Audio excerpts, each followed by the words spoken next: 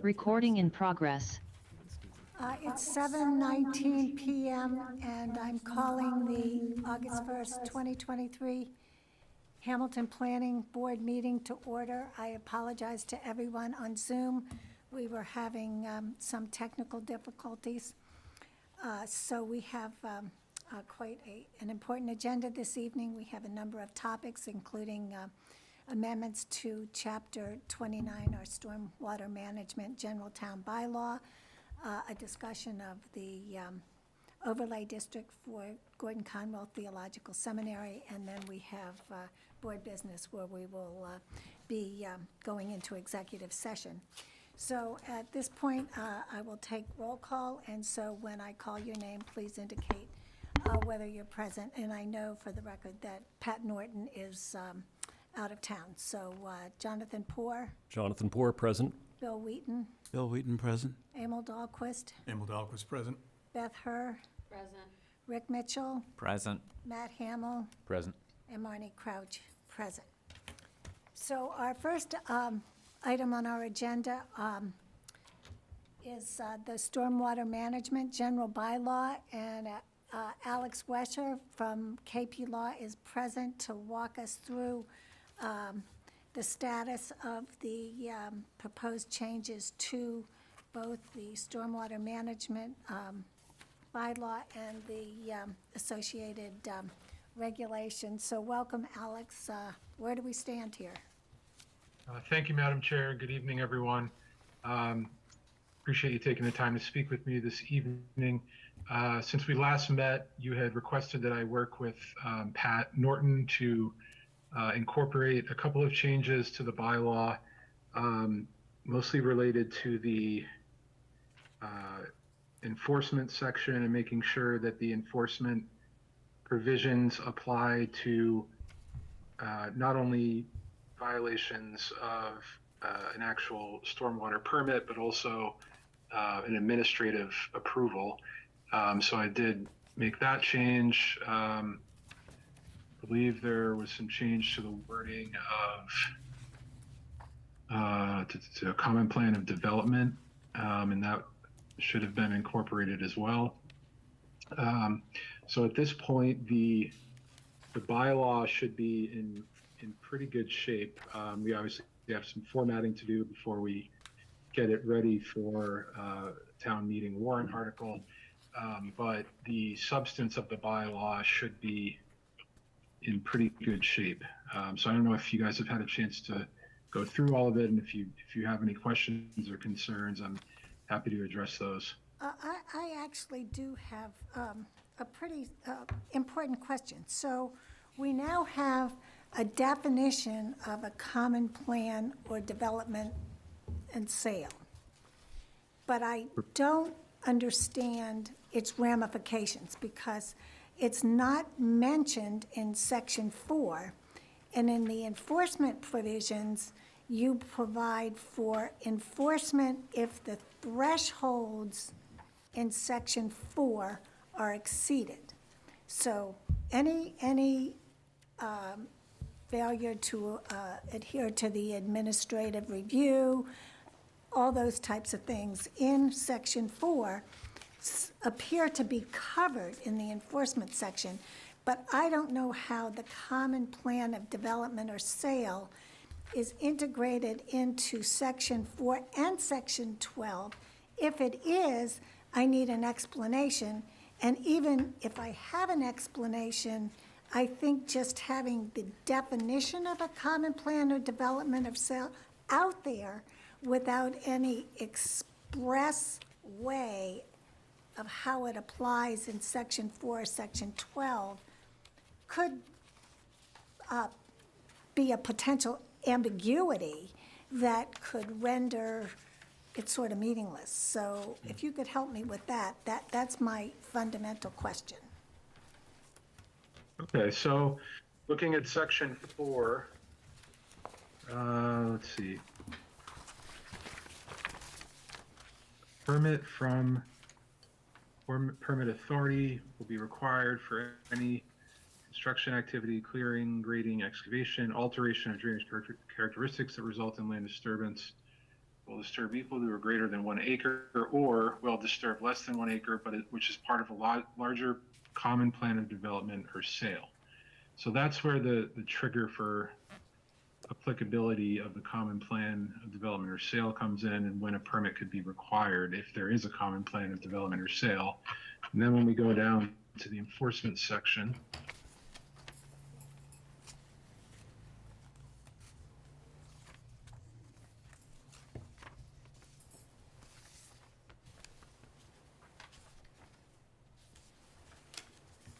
so a land disturbance activity, which would include land disturbance activities within a common plan of development or sale that are conducted without a permit that's required by Section 4, since a Okay, permit under Section 4 would be required for a common plan of development or sale.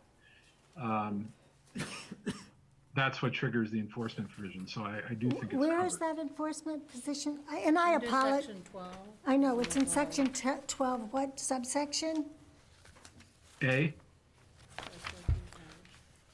So you're suggesting, since it references Section 4, and Section 4 explicitly mentions the common plan of development, that then it's covered? correct. So first sentence of Section 4 mentions, first sentence of 12A mentions Section 4, which Okay. links you back to the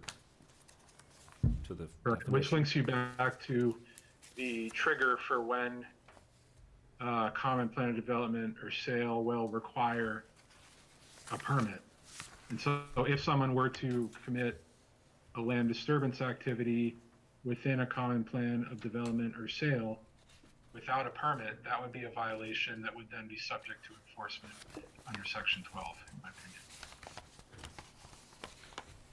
Then do you think threshold is the right word, or, I know threshold works really well with respect to the slopes, and I'm just raising it, I'm not saying it's not the right word, but, I do think it's the right word, yes. okay. Why do we even need common plan of development? That is to say, if you're clearing land for any use that's within the categories of slope and size and so on, why don't we have this applicable? Why do we need, if it's a smaller, I'm just not sure that we need a common plan. We don't want to have clearing of land anywhere that could create problems, whether it's part of a common plan or whether it's a single landowner, scraping some land on part of a steep slope. I'm just Yeah. posing that as a question. Well, it's to address specifically what's happening on Bridge Street. Right. Right, Well, Because there is no common, I know, the Right. common plan, it's encompasses a development where they didn't come before the board for a subdivision, but there is a common disturbance going on of more than one property. That's the way I read it. So Alex, is it correct that it's an aggregate of all disturbances? And say you had a common plan of eight different parcels. It's the aggregate of all 8. If that exceeds 1 acre, then Correct. all of the parcels have to go through the stormwater management. So that would be the distinction of why you would want to use it. Correct, yeah. That's Instead- that's the exact situation that. Yeah, it's okay. So the question is, though, how do you define I was just how gonna do you say that. define a common plan? it's in the definitions. There's now a definition of a common plan of development or I'm sale. looking at the definitions, and And it's, So to Bill's question, though, I think that this is triggered whether or not there is a common plan. right. It's just By the that, paragraphs below. yes. Well, boots and suspenders, there's no harm in having Right. them. Well, if that's fine. So does that yeah, satisfy yeah, I the can't- concern? okay. There is a definition, Bill. Yeah, Yeah, his question was more the trigger, and the trigger comes before the common plan of development. It's just the common plan of development is also a trigger. Am I saying that All clearly? that follows below this is a trigger as well.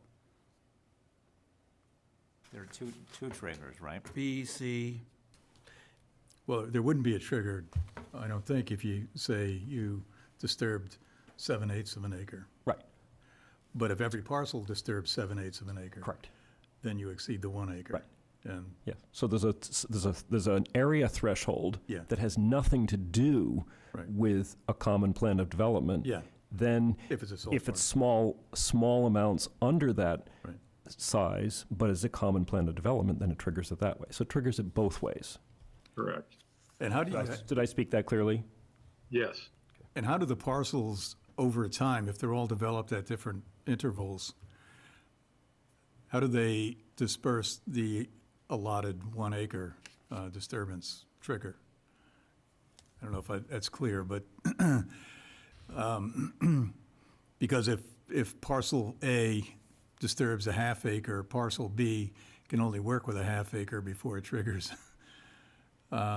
So he does something less than a half acre, and then, say, a quarter of an acre, then parcel 3 is only a quarter of an acre or less. So you know what I'm saying? To stay below the total aggregate. I mean, it's an unreasonable thing, but how do they aggregate the Isn't it distribution of disturbances? triggered by the slope? But that's another. That's a separate trigger, That's a, yeah, separate trigger. Right, but it sort of encompasses that. I mean, Emil's question is different from that. yeah, because if the first parcel in 8 takes up the 1 acre, that means any disturbance in any of the other parcels is going to trigger for the remaining parcels a stormwater management permit, would be part of a common plan. if it's part of a common plan. Well, it by definition becomes part of a common plan. Then it would automatically trigger. That's my reading of it. So the first one there gets the, okay, I guess that's the way it's, Yeah, I mean, I think The there are right stuff. three triggers going on here. yeah. So it would be To- very difficult for somebody to But wiggle. to exaggerate Emil's question even further, if somebody did, 15/16 of an acre disturbance, and then somebody else does, a tiny little fragment more, it triggers it, if it's a common plan of development. Correct. And that's your, Yeah. that's your but question. it triggers it below if the land is sloped. That's a separate Yes. trigger. Yeah, that's a separate So trigger. if it's just flat land Still triggers by area. by area, Yep. So there's multiple triggers there. Yeah, I have a question too about the slope area too.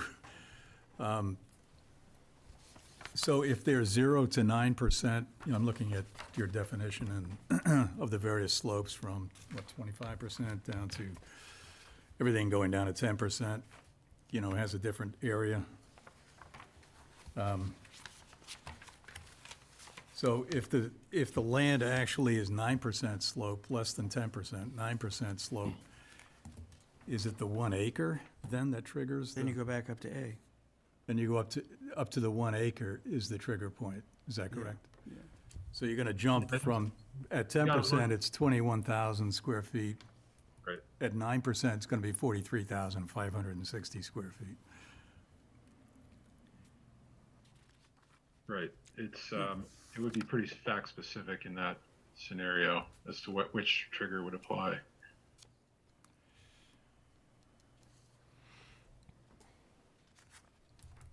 And there's no accounting for impervious surface in the final development. In other words, if you're gonna do a 1 acre parking lot that has a pitch to it because it's got a drain, that you could pave a 1 acre and it's still 9% slope. Then you're free. less than 9% slope. Then you're free. If you're less than an acre, then there's no stormwater management, Right. Right. even though it's all paved over.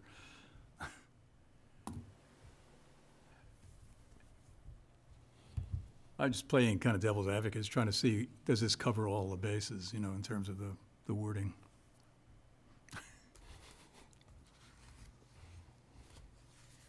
I suppose we could add another trigger for impervious. That's more of a policy choice for you guys to make. Well, I'm wondering if then, under section 4C3, any land disturbance on a lot of any size which caused or can be reasonably expected to cause or contribute to a violation of stormwater quality standards or is deemed necessary by the permit authority for a project that otherwise requires administrative land disturbance review, kind of like, I think gives you discretionary. And if you want to argue it, then take the permitting authority to court. Yeah, that is a catch-all. You're right. Maybe in that catch-all, we could put such as impervious surface or something along those lines to make it, to address Emil's point. Is that something that would work? So, somebody's not just going to buy an acre and put a, Put a parking lot? I mean, it's sort of like, Yeah.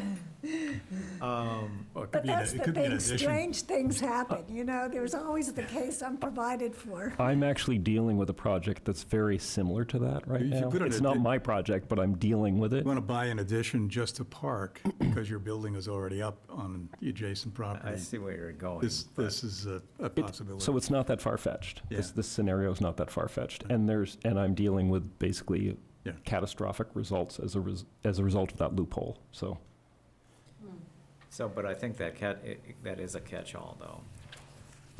Yeah, so, I mean, maybe the catch-all can be a little more explicit somehow to address that circumstance, which, you know, may, Or some, to the wording, or is in evidence seeks to circumvent the intent of this stormwater bylaw.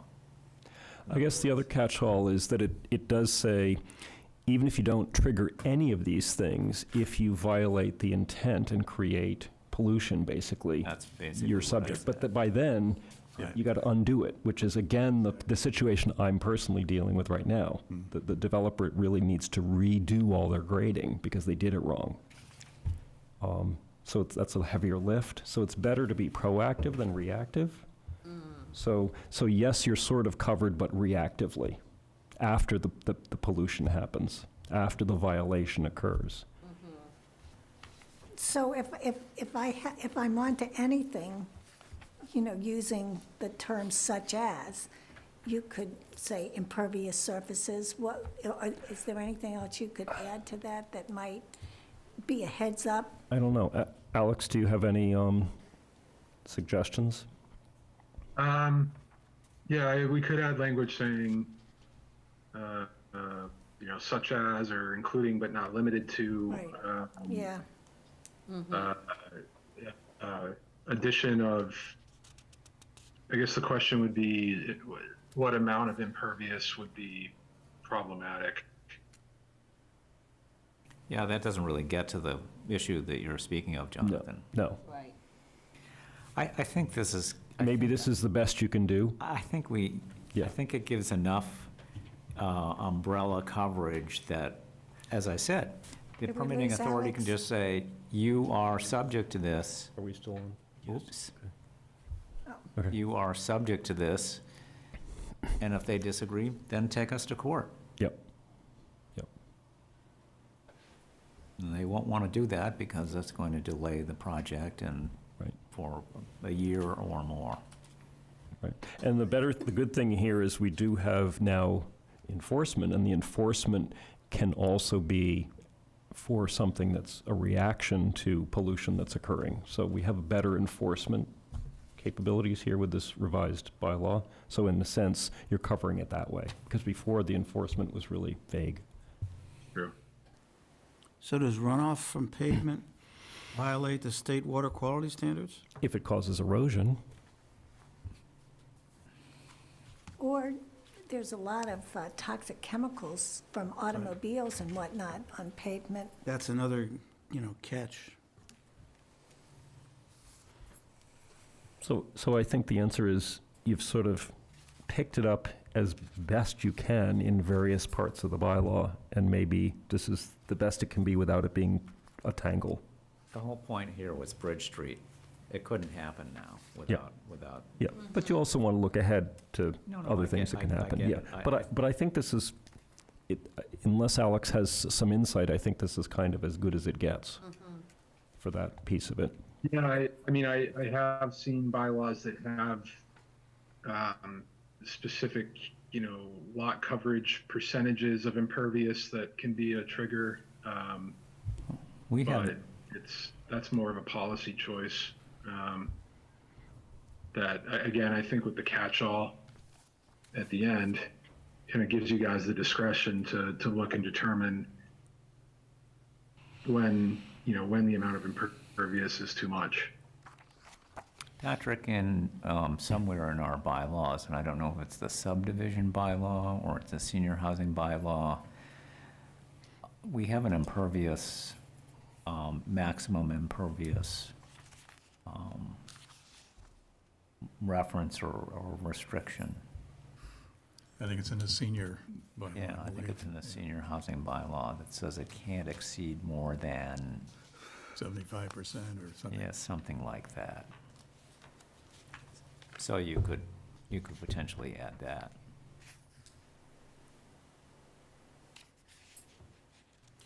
I'll find that reference and send it to Alex, so he has the benefit of using that potentially, or at least considering it.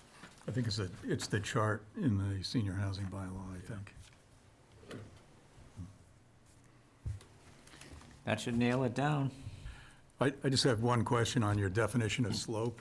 Again, not to nitpick, but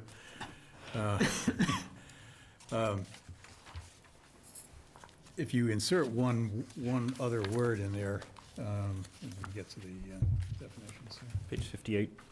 58.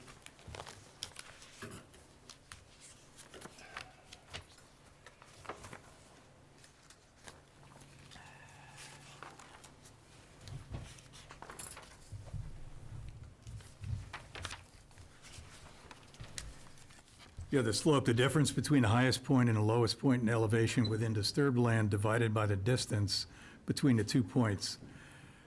If you just put in horizontal distance between the 2 points, that would be accurate.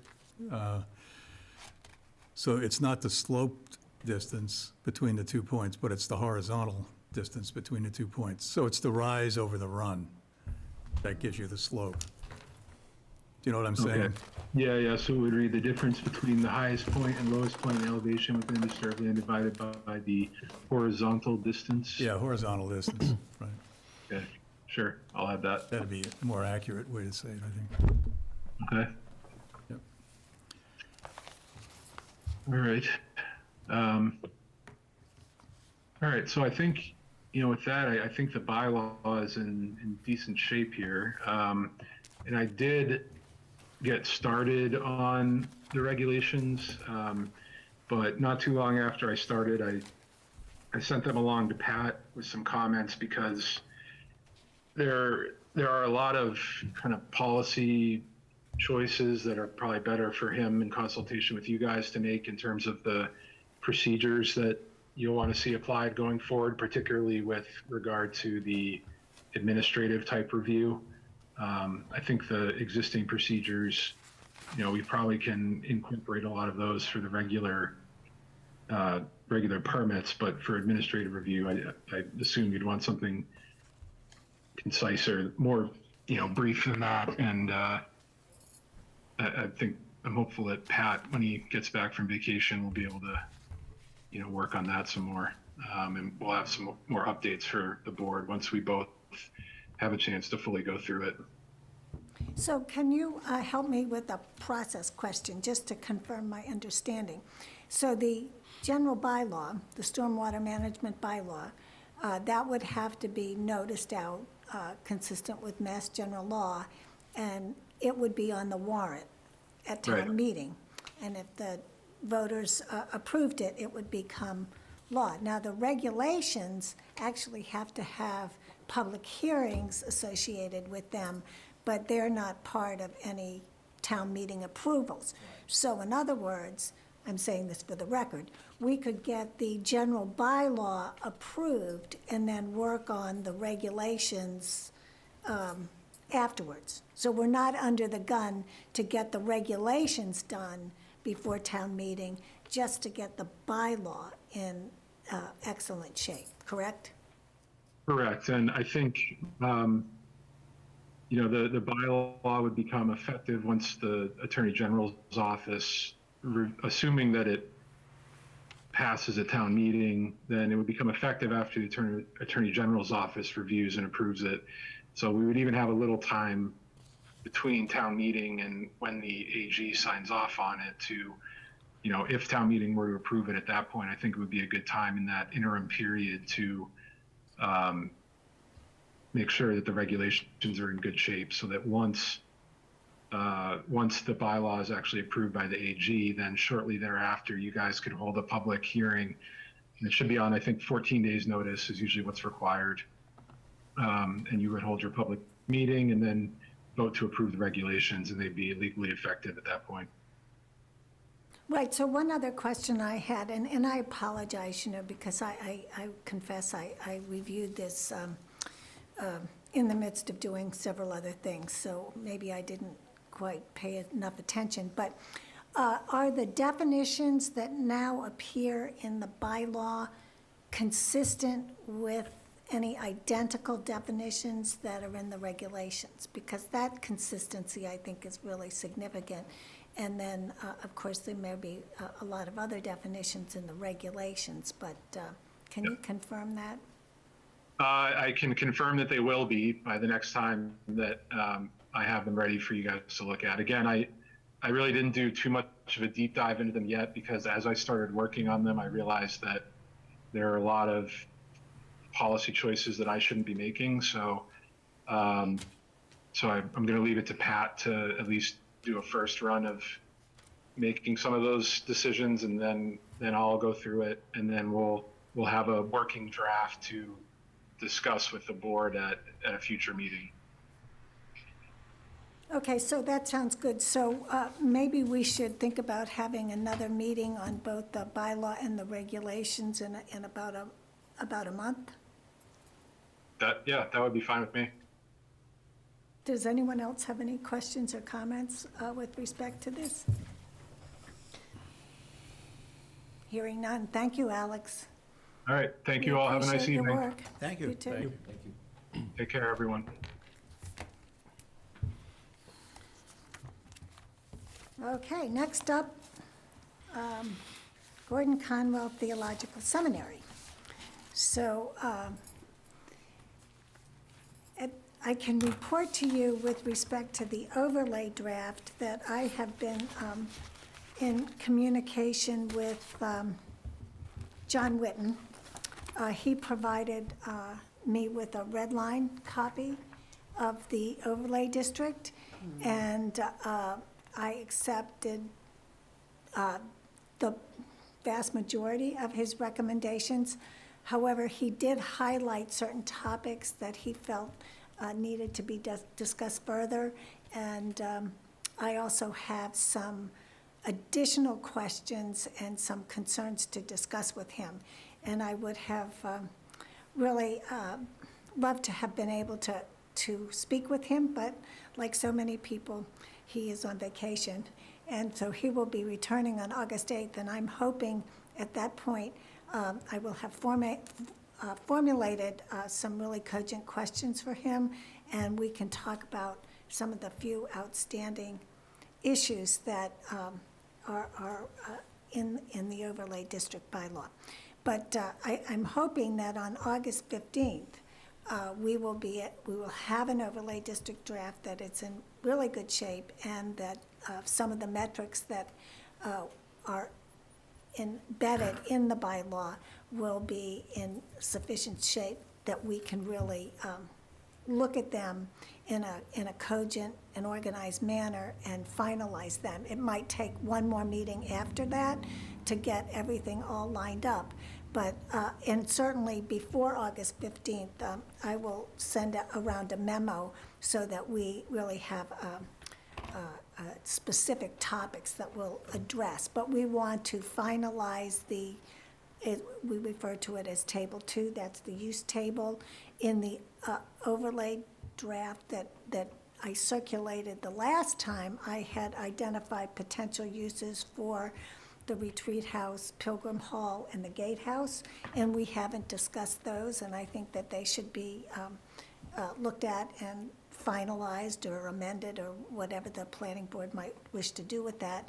And then, of course, we have standards with respect to the project, and Emil is working extraordinarily hard on the standards for use with respect to the illustrative, any plan predicated on the illustrative plans, and then we will also have to do some type of table similar to the one in the senior housing bylaw, not identical, but similar, that would be applicable to any developer who came in with its own concept plan that would be untethered to any of the illustrative plans that Emil and Jonathan have produced. So I know that in the, I believe it was June 7th, PowerPoint that Emil provided us with, he did start to talk about the metrics for the form-based component of this hybrid overlay district, if you will. And he's going to talk just a little bit about that tonight. And we don't have too much time because we do have to go into executive session. So I will turn it over to Emil. And I don't know, Jack, if you wanted to speak to the board before or after, or it's your choice. How about before? How about before? No, you don't have to As be. much time as you want. You don't have to be brief. I certainly am not always brief. Thank you, Jack Davis, 57 Loy Street, and thank you, Madam Chairman and members of the board, for this opportunity just to make some observations. And even though I've been associated with Gordon Conwell Theological Seminary as a faculty member for some 47 years, now retired, I'm not here to speak from that point of view or to advocate for or against any seminary proposal. The reason I'm here is that I've been a long-time property owner and taxpayer in the town of Hamilton. And my wife and I have lived in the same house on Low Street downtown for 45 years. And of course, like many residents of the town, over the course of the decades, we've seen our property taxes go in only one direction. And now that our income might not be rising as fast as our property taxes, I think we and others in our situation would like to be able to age in place and stay in our present housing. So in other words, as a property owner in this town, not an abutter, and not the seminary, I'm just saying here that I urge the board to keep in mind that there are other property owners other than abutters and the seminary who have an interest in the overlay proposal. Because I think property owners throughout the town here have an interest in a broader tax base, as does the town, obviously, to mitigate the unremitting pressures on the town budget to have a quality school system, okay, to pay for some future renovations to this building in which you're now meeting, to maintain good water infrastructure, maybe playing fields, and on and on and on. So I would hope that the final outcome of your work here would permit sufficiently flexible, appropriate development possibilities, especially residential, that would, I think, increase not only the tax base, but also increase the variety and types of housing stocks available to current and potential residents of the town.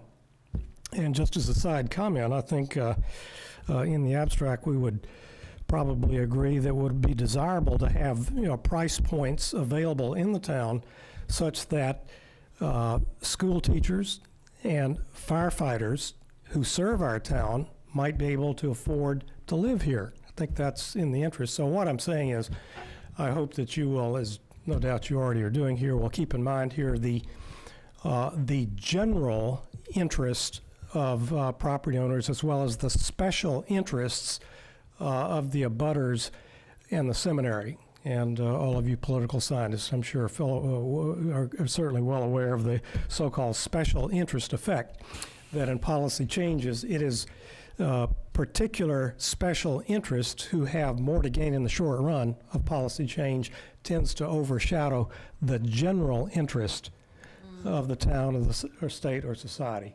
So that is my plea, and thank you for this opportunity to share, to speak, maybe for a point of view which is not generally represented in some of the hearings. Thank you. Well, thank you, Jack, and I really do appreciate your comments, because you really highlighted the balancing act that the planning board has. And I don't know if you recall, but Emil has done some analysis that's predicated on the work of Barry Abramson, but trying to do kind of a financial analysis of what the illustrative plans might produce in terms of tax revenue for the town. So you've heard me say it before, that we're trying to balance the social, environmental, and fiscal benefits to the town. And we're serious about that. I pay taxes too, and so does everyone at this table, and no one likes to pay taxes. But also to your point about the variety of the housing types, we're really mindful of that. And so it would be fabulous if the existing dormitories could be turned into rental housing with an affordable component. And we're also looking at townhouse, this is with respect to the illustrative plans, townhouses and other types of buildings, some smaller, some larger, so that there is more of a variety of housing for the people in Hamilton, not just housing that starts at $650,000 and up. So we appreciate your comments. Thank you. And anyone want to add to that? Emil? Patrick, can I share my screen?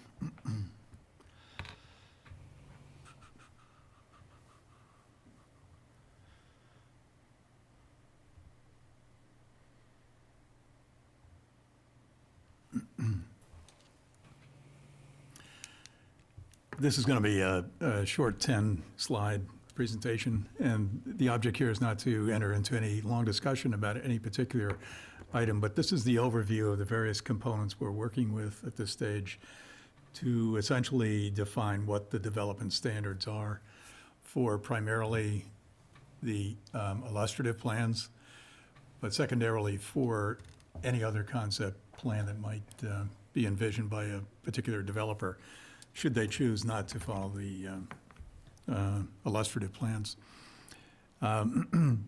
Beginning with this Browns Hill Plan District map, we started to consider, Jonathan's been working on the site plans, on the drawings, and I've been working on the metrics and the charts and so forth, so we kind of split up the duties here.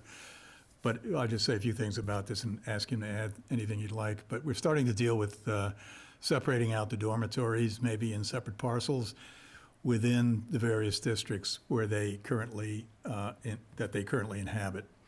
In other words, the NR district, the North Residential, includes units E and F. So we could set up a compartment for E and F, or essentially a lot size that would incorporate the buildings and parking required for those buildings as a separate parcel. So we are kind of studying that, and I think that's going to be part of our discussion going forward. So this plan is going to be updated with some disclaimers on the fact that we're not working with really a solid survey of the site showing both buildings and property line locations. The plans that we're working with, that we've sort of narrowed it down to, are Plan A, which shows the duplex on Browns Hill at the very top on the right-hand side of that drawing. And in the central district, again, another duplex housing plus the townhouses as the primary housing components. I did ask at the last meeting if we could eliminate this Plan A as, you know, where the, on the central area where the duplexes are. I know Bill would like to see the numbers on that, so we have the numbers on the last slide here. But because they represent probably the least value to the town, it's a replication of other duplex housing on the site, so it cuts down on the variety of the housing. So this is one area we'd like to consider in discussions going forward to eliminate Plan A. Plan B shows the major difference there being the congregate housing or senior serviced housing in the central part of the campus. And as you can see there, the way that's placed, you begin to see a neighborhood relationship there between that particular building shown in yellow here, and directly across the road, you see the dormitories E and F. So it's starting to work as a unit. The buildings are relatively comparable in size, so they really they integrate nicely. And then as you get away from that, you get different relationships between the adjacent buildings. Plan C1, again, uses the duplex on the top of the hill at Browns Hill, and in the lower part, it's more of a, there are more multiplex houses there, houses that are really comparable to the biggest houses that you're going to see here on the site that exist, the historic buildings, Pilgrim Hall, the Retreat Building, and so forth. Those represent residential size components. We wanted to stick with those sizes. So they'd be large houses, even though there may be 4 separate units in some of them. This also allows us to do an elaborate lotting layout. And then there's a central green there, just very close to E and F dormitories. Plan C2, which Jonathan just completed today, shows the senior housing on the bottom, and the relationship there. And this really takes, let me just back up here.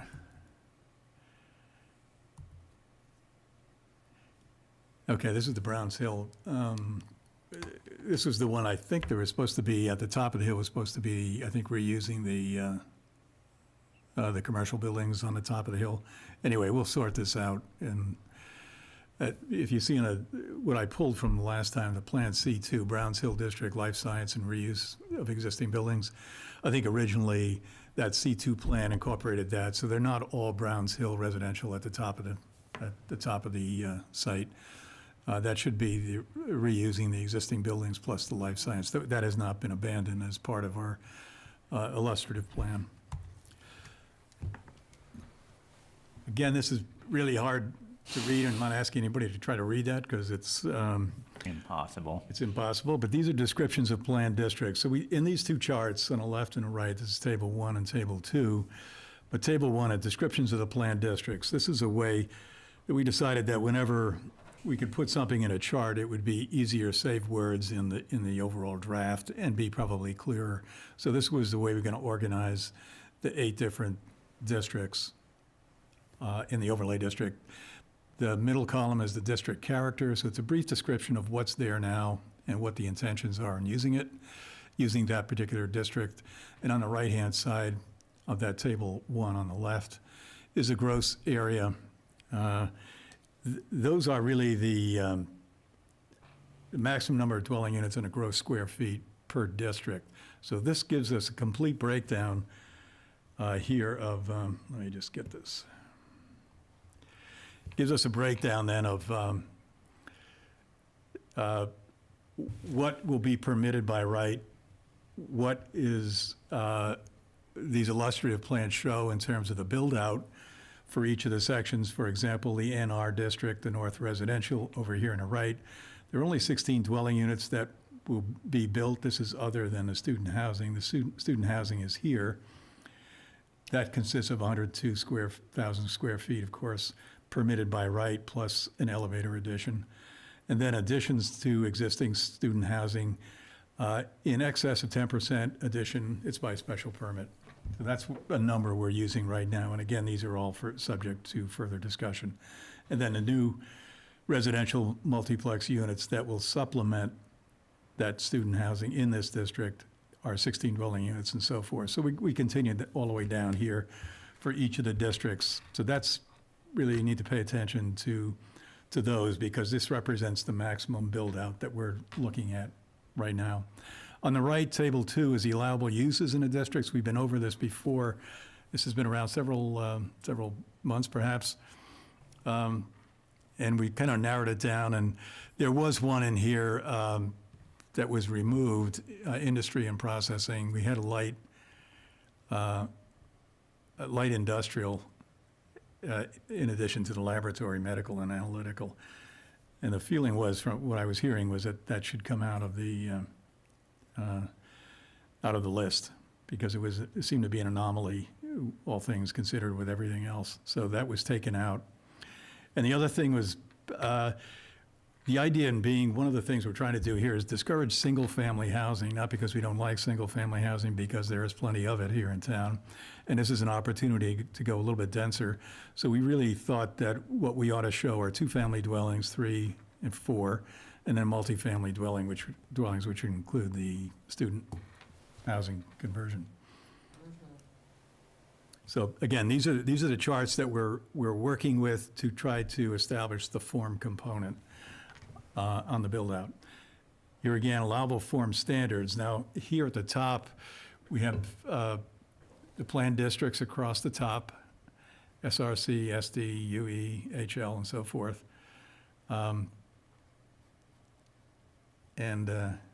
actually, I put in 5.2 twice. So the first one should be 5.1, which would have all of the other Browns Hill, Northeast, Central District, and so forth, and the stables. They're both the same, but this is the allowable density on the top, so it shows what the density is in dwelling units per acre, total square footage per unit, and what the total build-out is, the gross square footage for that particular district under the illustrative plan. Again, this is all summarized at the end. Building placement, front build-to line. We'll show you where that is at the next slide. Front street frontage build-out, side street build-outs, setbacks, rear setback. All this becomes critical in trying to form the type of projects we are. Lot width, depth, and coverage, and this is because this is a relatively simple project to work on. We can actually come up with minimums and maximums for these various components. And again, we're not focusing on the particular numbers here. I'm going to get this out by next week to everybody on the board so that they can start to look at the numbers, and we can talk about them in our next meeting. But building heights, principal building, ground floor elevation above sidewalk, ground floor ceiling height, and so forth. Again, all critical in determining what that form is, what that shape is, that massing. Front setback, this relates to parking locations. Front setback, this is where the envelope on this site or the lot where parking can exist. So this is, again, parking is one of the critical things to get a more attractive walkable scenario. Frontages and so forth. Each of the districts is going to have this form. This happens to be Table 5B, Building Forms, Brown Hill Residential part. We did these 4 diagrams on the top, and these, again, give you all the graphics of how you place your building, where the build-to lines are, the build-to zone, and so forth. And then right below is all the data, all the metrics that fill in where these are. When we were coming up with the illustrative plan, we actually had this in mind, how this would all sort of come together. So this was part of the long-term planning scheme. The building site is actually going to be organized by building types, because that is one of the legitimate ways to kind of organize. You can do it by streets, you can do it by areas within, like a transect, areas that are developed differently. There's a commonality in this whole site, so we thought that the building type would be the best way to organize this. So we have here a list of building types: attached housing, duplex, triplex, quadplex, multifamily, townhouse, live, work, and so forth. So all the housing types are listed here. These housing types are listed on this chart in this area, plus the 3 historic area buildings, the Retreat, Pilgrim, Gatehouse. And then on this this column shows the permitted districts. So multifamily housing or townhouses will exist primarily in one area. That would be the Stables residential area. So we're going to list what districts support these kinds of houses and where they occur. So we're, again, making this more narrow in terms of where you can build and how big these buildings are going to be. We'll have a lot width, setbacks, lot coverage. Here we're going to have the max coverage, and then the heights for all of the buildings. Thoroughfares. This is a group of 3 different street types. The diagram at the top, and then a description on the left-hand side here, roadway type. In this case, it's called a street. This one is called a road, and this one's called a rear alley. The difference being, this is parking on one side of the road, two-way traffic, no parking on that. And this is in back alley or rear alley, there's no parking, two-way traffic. So it has the right-of-way, 50 feet. It has a travel lane here, 18 feet, 8-foot parking space, 7-foot tree planting space, and a 5-foot sidewalk. So that gives you the cross-section of that. And all those dimensions are put on the chart down here. So parking lanes, one side at 8-foot marked. Traffic lanes, 2, minimum design speed is 25 miles an hour, and so forth. Pavement width is 26 feet. And lastly, this is the build-out distribution. This is, again, a summary. The red numbers on this are changes from what you've seen in the past. So these are new numbers as we kind of finalize some of the plans. So this is the final build-out, I'm sorry. If you look over on this Plan A, Plan B, C1, and C2, this is a breakdown of all of the final build-outs. So this is primarily in the central area. It has nothing to do with the top of Browns Hill, but this is the build-out for the central part. So Plan A, 18 dwelling units, 46,000 square feet, and so forth. So that represents, this is kind of blocked over here on the right, but the build-out is ultimately 116,800 square feet. By far, it's the lowest of all of the Plan B, C1, and C2. So it's the least square footage. It has only 48 units being built and so forth. That's why we're looking at Plan B, C1, and C2 as maybe the 3 strongest options for us right here. With the greatest one being 156,000, which would be C2. So those are the different components that we're going to complete. We're going to complete all the charts and then get that out by email to the board. And on the next meeting on the 15th, it will be the time we're going to go over this in more detail and have much more discussions. So again, try to thank you for your attention. Just trying to keep this a little short because of the agenda tonight. So,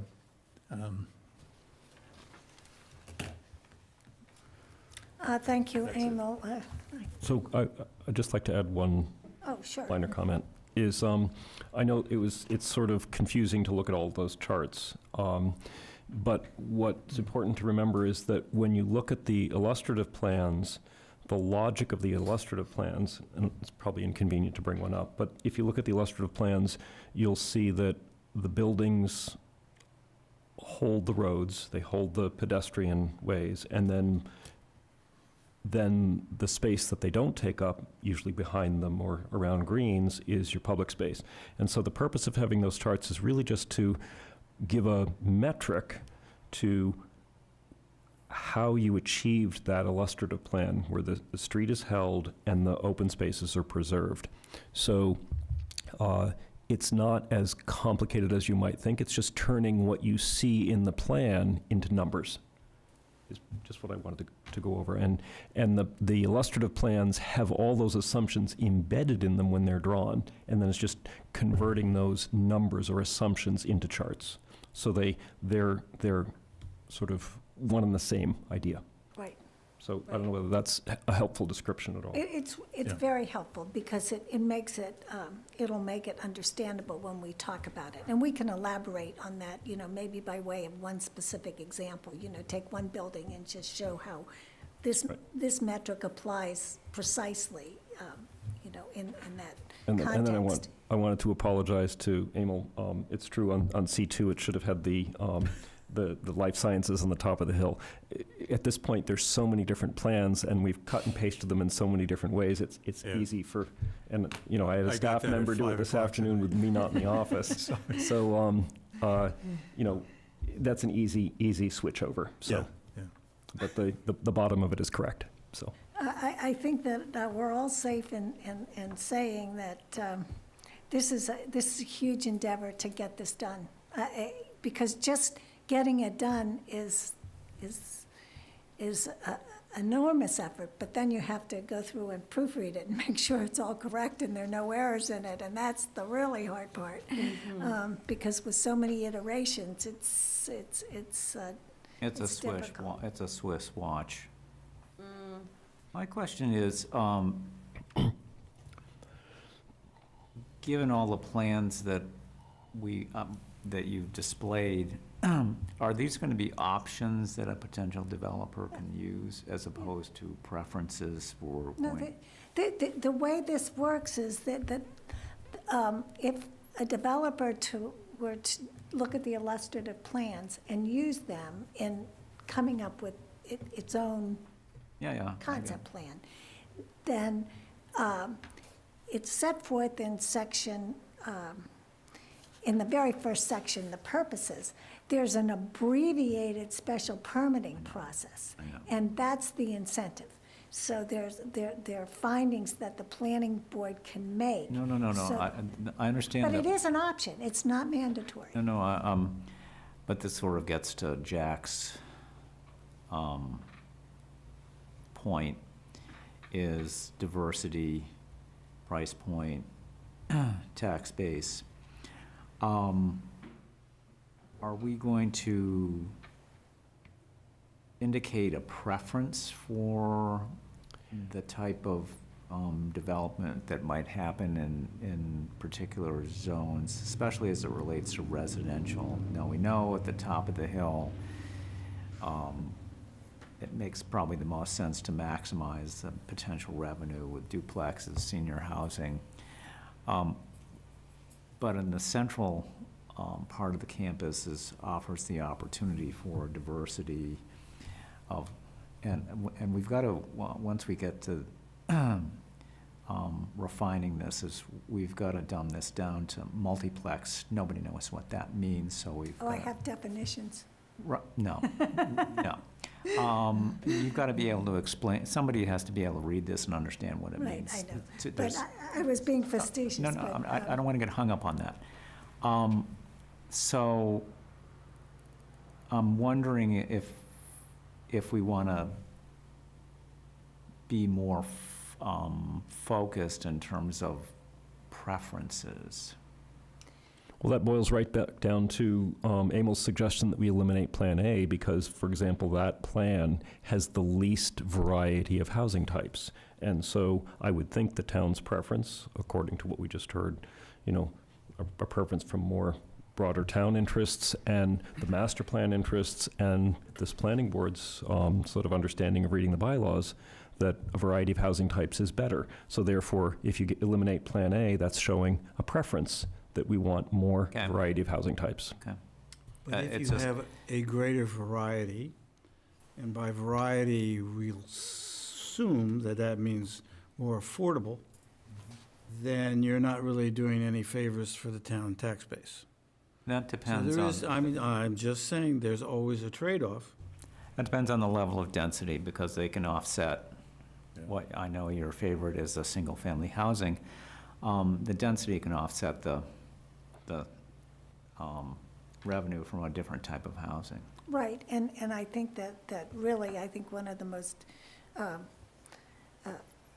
beautiful plans that Emil and Jonathan produced was for the 55-plus housing at the top of the hill. I mean, that looked like it would be, That's the money pot. that's the, your words, yes, but it would be.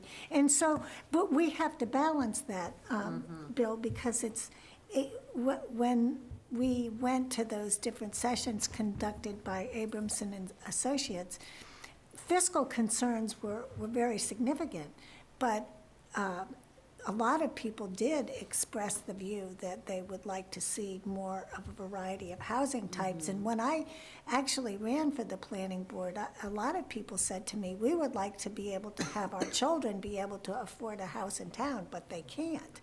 Or we would like to stay in Hamilton, but we can't.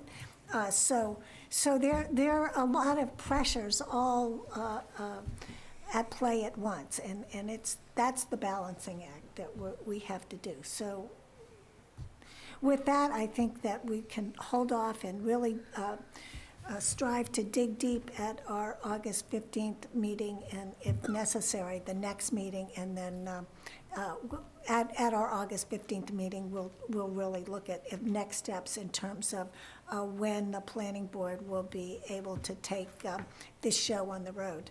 So is August 15th, we will have a complete document? It'll Yeah. be much more complete than what we have now, yes. So that- And what I talked to Emil about this, because one of the problems that, I had in producing a draft overlay district to circulate is that he's done work on Excel spreadsheets and trying to get these tables inserted into the bylaw. So it seemed that, in talking to him, rather than try and insert material from different computers, if you will, that a lot of these documents will just be appended at the end of the document, so that when it was actually incorporated into the zoning bylaw and put in a book, the tables wouldn't be split by pages and whatnot. They would all be on a single sheet at the end. So, when I worked on this draft, I said table 2, annexed here too, and incorporated herein, and I might take those words out because it's too legalese, but they'll all be at the end. So you could read it, but you can flip to the end to see exactly what, That's what's gonna being be discussed. that'll be the big challenge, is to delegalize it as much as possible. Right, but it's like the great estate overlay district and all these bylaws, even the senior housing bylaw, and I've studied that probably, we looked at that in terms of the flexible development bylaw, and I've looked at that over and over again, and that's not simple.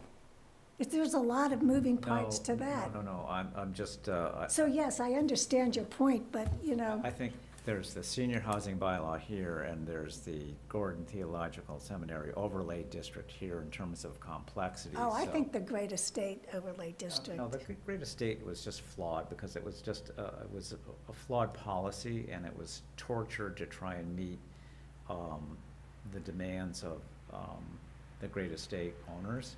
So it was, here's the problem, make the bylaw, deal with that problem, as opposed to, okay, let's take the bylaw and build it from the bottom up to address the entire. Well, So just so you yes, understand. and so at some point, Rick, really, and I'm not being facetious at all. Give us suggestions to make Oh, it no, simpler. that's why I'm waiting, because I'm Don't waiting for the. wait to sandbag I want the us. baby to be born so we can see it, and like, then. But you've seen some iterations, so if you do have suggestions, No, well, that's why, when I can see the it's in entirety. your utero. You know it. You know whether it's going to be a girl or a boy. You can come up with some remarks. So with that said, I think we better curtail this discussion and move to our executive session. Jack, thank you for coming. Patrick, is Robin going to be here in person? Yes, she is, Oh. and she's in the hall. Oh, okay. So we have to vote to go into executive. I know that. I Okay. always, I have to make my announcement, so. Oh, okay. So, as chair, I declare pursuant to General Laws, Chapter 30A, Section 21, subsection A3, that that it would have a detrimental effect on a litigation position of the planning board if we were to discuss strategy with respect to litigation in an open meeting. So at this point, I will entertain a motion to go into executive. Oh, I always forget to do that because we all know it so well. This is the litigation in the land court and in the Superior Court where Chabaco Hill Capital Partners LLC is appealing both the denial of its special permit and the denial of its stormwater management permit application. So, I make a motion, we go into executive session to discuss the Second. time. okay, so when I call your name, would you please indicate whether you assent to the motion? Jonathan Poor, Jonathan Porter, aye. Bill Wheaton, Bill Wheaton, aye? Emil Dahlquist, Emil Dahlquist, aye. Beth Herr, Aye. Rick Mitchell, Aye. and Marnie Crouch, aye. Right, just to confirm the board's not gonna return to open session, you're gonna Right. from the executive session. Right, and the board will not be returning to open session, and we will adjourn